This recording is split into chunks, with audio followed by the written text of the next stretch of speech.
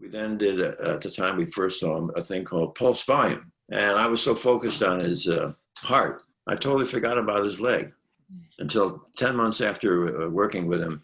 One day in the office visit, he said, "Dr. Esselstyn, do you recall when I first started seeing you, I had to stop 5 times crossing the skyway to your office?" He said, "You know, in the last month or two now, the pain began to go away and now it's gone." I said, "Well, back you go to the vascular lab."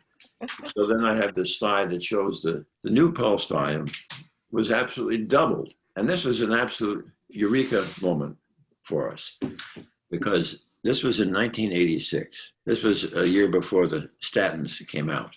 So anybody who said, "Well, Dr. Esselstyn, that was probably the statin." No, no, no, no. We had absolute rock solid, irrefutable proof that food and food alone could absolutely reverse cardiovascular. Now, if you're wondering what are the green leafy vegetables I'm talking about, they are bok choy, Swiss chard, kale, collards, collard green, beet greens, mustard green, turnip greens, Napa cabbage, Brussels sprouts, broccoli, cauliflower, cilantro, parsley, spinach, and arugula and asparagus. And the top 5 are kale, Swiss chard, spinach, arugula, beet greens, and beets. You are a natural teacher. That's my story. Because many physicians say that they've tried it and their patients won't do it. It's too severe, strict, or extreme. Well, that's nothing farther from the truth. Because when you think about lifestyle change, the only way you're going to get lifestyle change, to me, is to show the patient respect. And the only way to show a patient respect is to give them your time. If you think that you're going to get a patient in a 12 or 15-minute office visit to transition their lifestyle, forget it.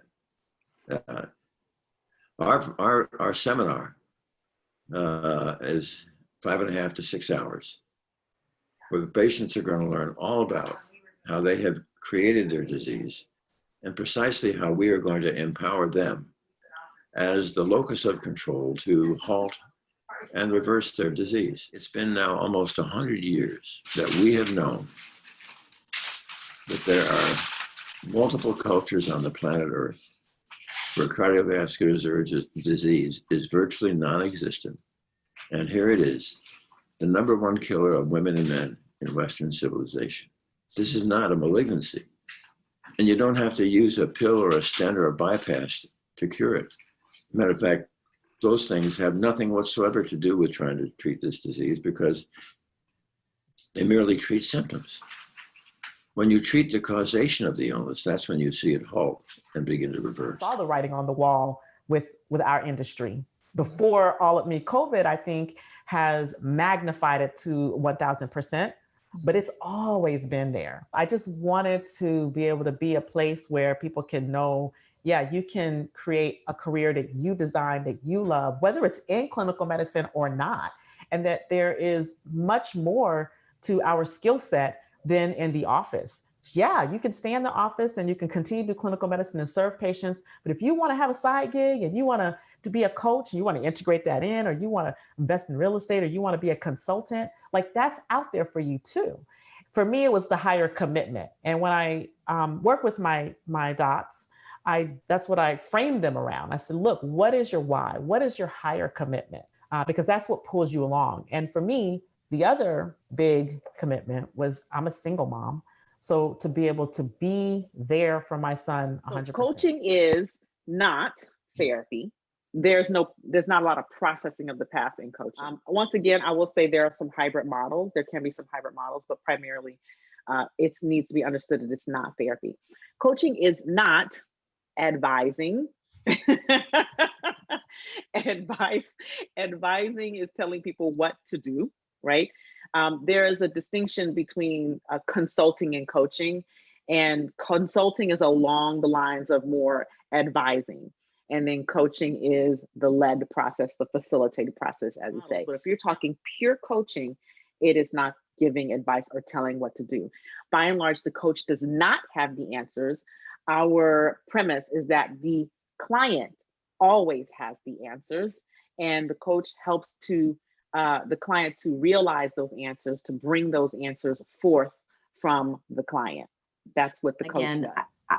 I get it. This is a confusing topic, even for those of us who this is all we do all day, every day. And why I really think it's important when people are talking about disability insurance that they are talking to somebody who focuses on this, because there are so many nuances. And so it changes rapidly. And it's so important that you're speaking with somebody who really understands the product. The devil is truly in the details. And it's what is so misleading, because they don't have to tell us. You have to actually request the master copy of the policy. They only have to tell us that one line that's in our packet. And another thing that I have found that a lot of physicians don't realize, and it's again through no fault of their own, is that there's a limitation of benefit. Our mission statement. We believe that healthcare should be affordable and accessible for everyone. And that's what we're trying to accomplish with our clinic. How do you describe to people that don't understand what direct primary care is? What's your spiel? The short version is it's concierge medicine, but for everyone else. We have that mentality that every single person is super important. And, you have our cell phone numbers, email addresses. If you text me, I'm going to respond pretty much right away, at least within 24 hours. However, we don't bill or use insurance. You don't need to have insurance to be a part of our clinic. And it's $50 a month. It starts at $49 a month for adults, and it's $10 a month for kids. And so if you can afford a cell phone bill for yourself, you can afford direct primary care for yourself. If you can afford a cable bill for yourself, you can afford excellent primary care services for your family through this DPC model. And how would you describe to people how you make, like, whether it's prescriptions or labs, or how would you describe how that becomes affordable for people? Sure. We get all our meds at wholesale, and we save people 50 to 90% on the cost of prescription meds. We do the same thing for lab work. We contract with Quest to get the best prices possible. For example, if you want to check your cholesterol at my old hospital system, that would be $150 to your insurance. And if you're uninsured, it'd be $150 too, because that's the price. At our clinic, it's $6. Yeah. And I think this is where the health insurance system, like the health insurance hospital industrial complex, really screws Americans over, because if you make too much to qualify for Medicaid, but not enough to afford private health insurance, you get stuck with the hospital-based charges that are super inflated, because they assume that there's going to be some sort of hospital discount or insurance-based discount. But if you're uninsured, you don't have the luxury of that discount. You're paying full freight, which is a really unreasonable amount of money. So basically, if you want to get your annual labs, you're billed $500. In our clinic, it's $31. So it's a huge difference in terms of affordability. And then I am sorry if I'm going on a run here, but please continue. We love it. A really important thing that our clinic does is that it empowers people to take care of themselves. So if you're looking at managing diabetes, maybe you're buying all of your diabetic meds at the pharmacy for $150 every month. You were seeing a doctor every 3 months for $150. And then every 3 months, you needed a hemoglobin A1C for $150. So, average out monthly, that's about, $250 a month, versus in our clinic, it's $49 a month for your membership, plus $6 every 3 months for that hemoglobin A1C, plus maybe $20 for your diabetes meds, because we get you insulin for free here through like our industry partners, Novo Nordisk, Novo Medlink, free diabetic supplies and all that kind of stuff to help our patients. So, that takes somebody from a place where they're not even checking their numbers because it's going to be too expensive, to somebody who's amped up about, hey doc, I was 100, my blood sugar was 100 this morning when I woke up, and they're like writing all of them down and bringing them to their next appointment, proud about the progress that they're making. Yeah. So when I got it, I generally don't get sick, and I don't have any medical problems, but it hit me hard. And I felt the fever coming on. And then between that, fever wouldn't come down. I had one of those temperature guns. And so I hit the gun on me and it was like 104. And then it was really just in bed. I mean, it's incredible. I know everybody experiences COVID differently, but it knocked me out. I think I slept 18 hours a day. I had no energy. I had no appetite. You sweat. I sweat like crazy, and I sweat through every part of my bed. At one point, I was literally just on the floor because my whole bed, not to get crass or grosser, but it was just drenched in sweat. Wow. And that was kind of the low point of lying there on the floor with the high fevers. And I think like all bad physicians, we don't want to seek help. Now, luckily I had a portable pulse oximeter, so I was able to check my temperature, check my oxygen level. We shouldn't always prepare for these winter storms. We don't get them that often, but at the minimum, something like salting roads, just bare minimum things that, that could have helped people, having extra supplies of water, I don't know, something, a few snow trucks. I don't know. I'm not a policy or government maker, but something that could have prevented how bad it was for people. The low point, I think, of that day I was working that shift was like my sister sending me a text, like, don't drink the water. And I was like, what?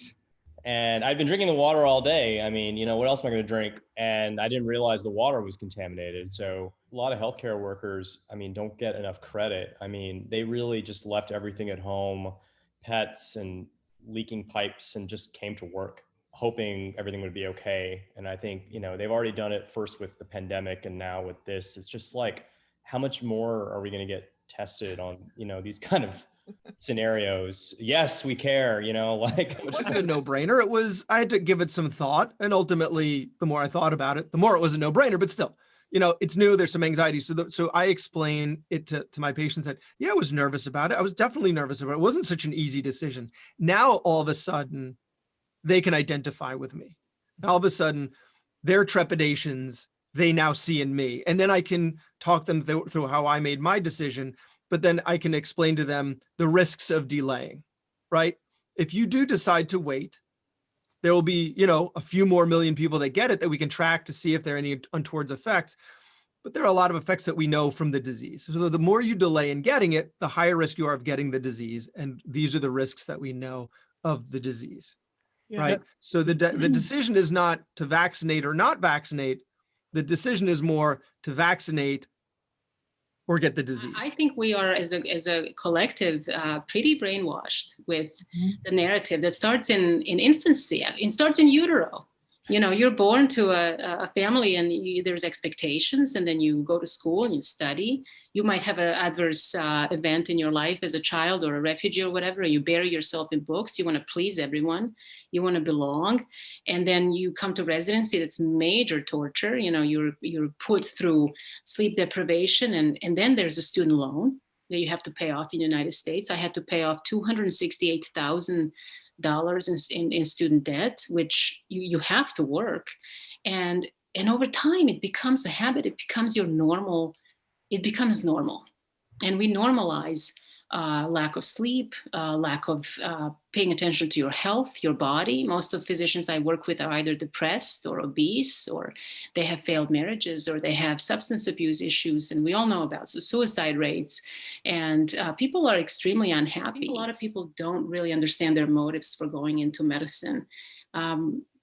Medicine has the promise of, it's a noble career. You know, it promises stability and a position in society, and maybe a safety and some calm that some people never had when they were children. And being a refugee, I mean, that was a perfect antidote to that dehumanization that one feels when they're a refugee. And so I think underneath it, I didn't even know that subconsciously, perhaps what pushed me to it was not just this humanitarian goal, which seems all noble and wonderful, but it was this need to become respected, to go for that safety, which ultimately you may not find in a career that is very difficult and can be very challenging. And so that's a trap for a lot of people who had difficult childhoods. But with that, in parallel, humans are complex, brains are complex. You can never have one singular goal or desire. It's always, there always has to be conflict, right? What people need to keep in mind as they are making their decisions is think about your family. Think about when you want to start your family. A lot of women, friends of mine who were pre-med, there was not on our radar, oh, I don't want to have a kid, that's not really that important. But it really is. And it really hits you when you're in fellowship and all of these things are happening at the same time. It's really hard for women. There's this clock ticking. And this is so important, so important. And people seem to ignore it so much. And so think about medicine as a career and motherhood. I mean, I'm not trying to, but for men also, I mean, do you want to be a good father? Do you want to be a present father in the life of this child? So, and then think about who you are and your spirituality. Like, I wanted to become, I was always very athletic, and I wanted to become maybe semi-professional, maybe a triathlete. And that goal I never reached. Medicine just does not allow you to reach certain goals outside of medicine. And so think hard about whether you want to do medicine at all. And then if you do medicine, go in it knowing what to expect, that there's going to be hard years ahead with very little time for yourself, much less for your family. And so pick a specialty that it fits you and your personality better. Don't ignore yourself in the process until the system changes. And I don't know if that will ever happen. Maybe, if more people speak their minds and are true to themselves and value their health and their time off and their autonomy a little bit more. Permanent positions do not allow for having a young family and having a healthy lifestyle and having friends and then even less hobbies. You can choose one, maybe, or yet you have to heavily compromise on your pay or a place where you live. So you just can't have everything. And I think there are ways around that. And I found a way to be happier through locum tenens work. You don't want to be at the top because they're going to replace you with someone who charges less. Yep. So you want to be close to the top, above average. And I'll tell you, the range is enormous. There are people who are making 30% of the average. And then there are people who are asking for a lot more. And I've seen it's like a black box. Nobody knows how much anyone's making. But you have to talk to people and kind of get a sense for what's reasonable, because you can't ask for unreasonable Humans stuff. have had however many hundreds of thousands of years of evolution to evolve, and that we think that this new pill that we have is going to fix things like a magic bullet, is to have some humility and realize that we only want to use these interventions when they're truly proven to work and they're going to make things better for the patient. Yeah.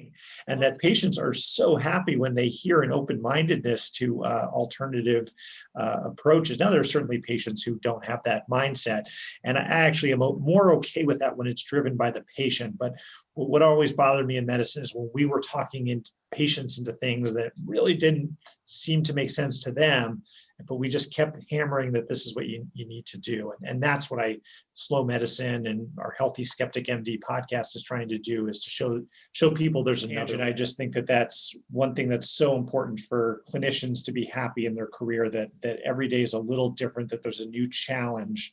And it's not just the same thing every day. Talk about COVID. I think the first thing we have to do is recognize, for one thing, it's SARS-CoV-2, right? That's to get our nomenclature proper. So when you actually have a disease or have the disease process, it's called COVID-19. So there are plenty of people we think get infected with SARS-CoV-2 who actually don't even have any signs of illness. And so they never actually get COVID-19. So, of course, I knew that we have come very close with polio, but obviously smallpox was one of the ones that was eradicated, but Rinderpest, yeah, right. Yeah, it infects cattle. I didn't even know about that one. So, but I do hope, from a cultural standpoint, what I would like to see is that masks get a little bit more socially acceptable. Sort of, if you've ever traveled through Asia, if you're sick, you wear a mask, and it's the thing that you do to spare those around you.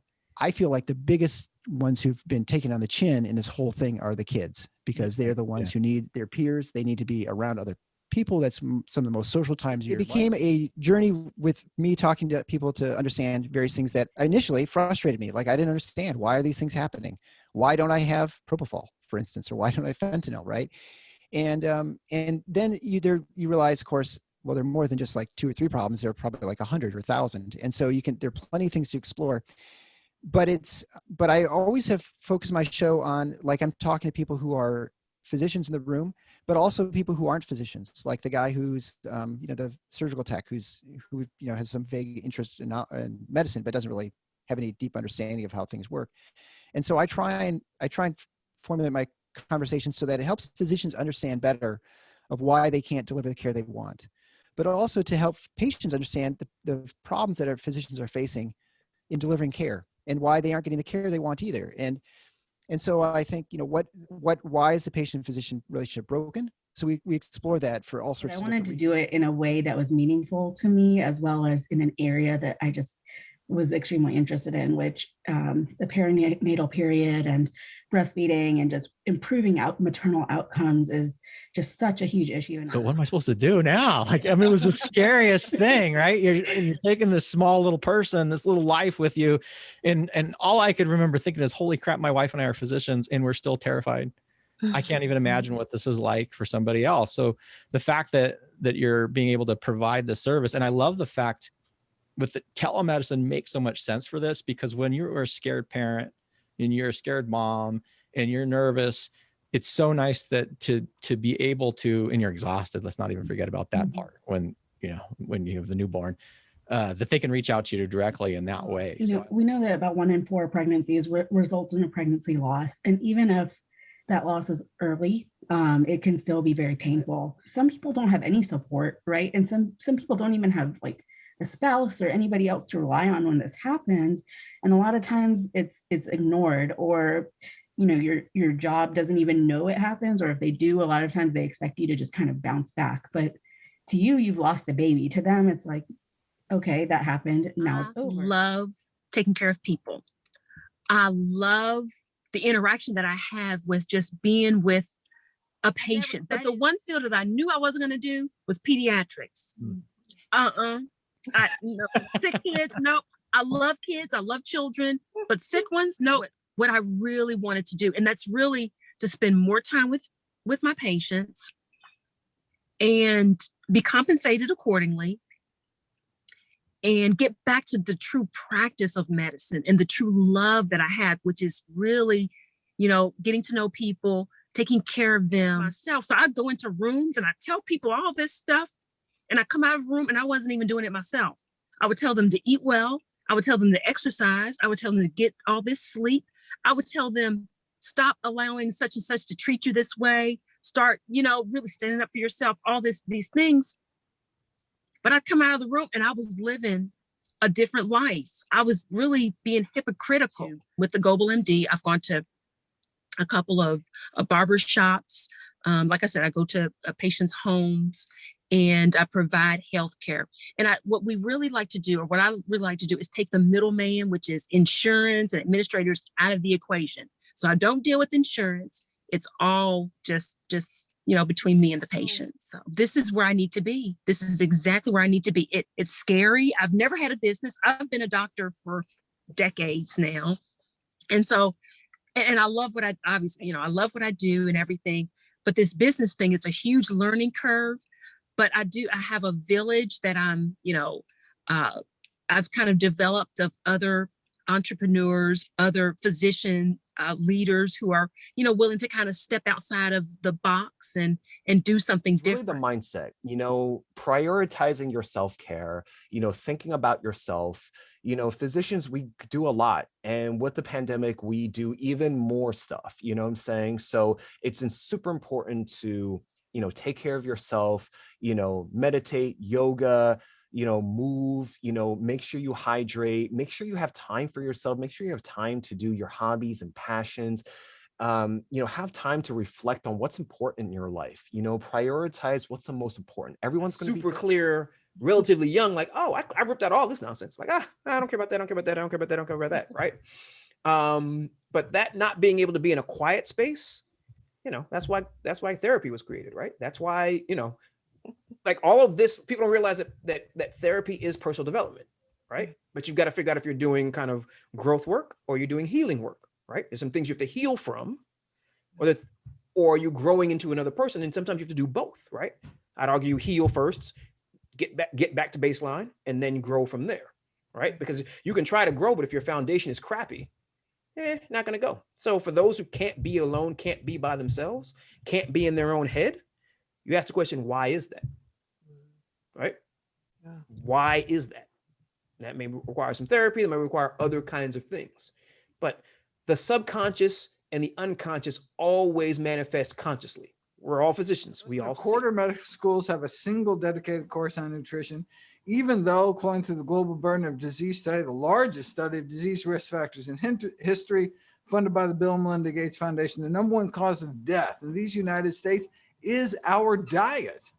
Cigarettes only kill about 500,000 people every year, whereas our diet kills many more. So it's the single most important decision we make in terms of our health and longevity. And so you'd think it'd be the number one thing taught in medical school. It's the number one cause of death, leading cause of disability. But alas, it's not. That's why I do what I do.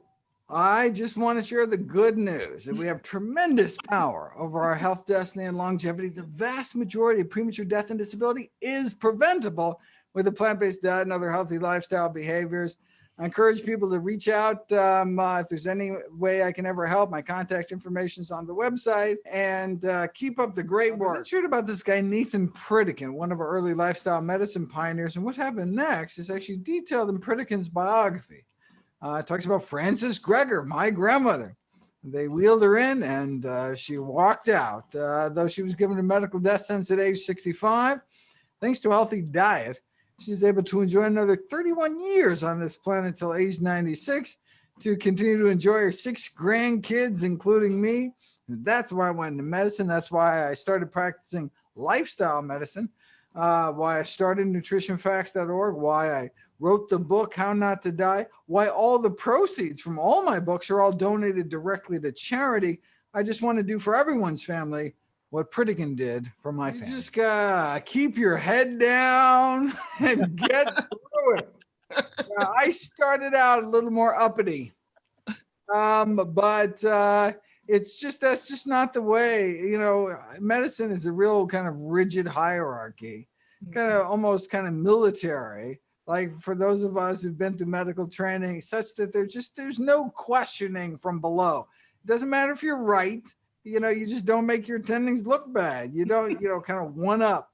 And so really it's about, look, I know the science, and I just got to, get through this so that I can practice medicine the way I know best. And, that's the thing about, being a clinician in the States. I mean, we have tremendous freedom to practice any way we want, and to the detriment sometimes, because we got some crazy doctors out there.